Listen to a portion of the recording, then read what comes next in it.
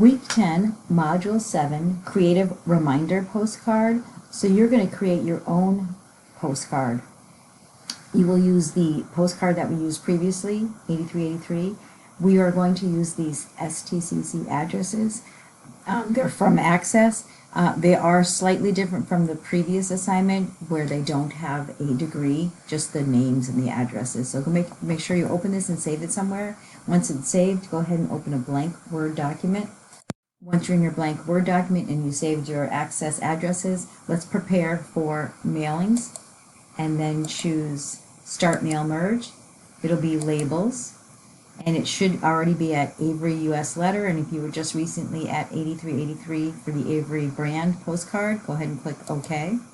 And it's split up to 4 postcards, but we want to split up each of the individual postcards, one half to show send to a recipient, and the other half will say whatever our creative postcard is. So let's go into Layout and choose Split Cells, and it should be 2 columns, 1 row, so that's perfect. OK.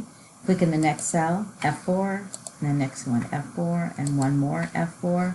Select this box, which selects the entire table, and let's place it, the layout aligned center. And then I'll just click in the first one. Go back to Mailings. Go ahead and get our recipient list that you just saved.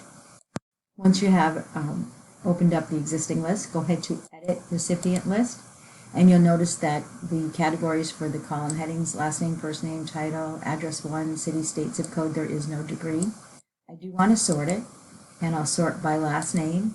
And I can choose by first name if 2 people happen to have the first name, the same last name, and then either way it'll be okay. So there, click OK. Now it's in alphabetical order. If I wanted to delete any, I could check off any that I didn't want, but I want them all, so OK. And then I'll choose address block.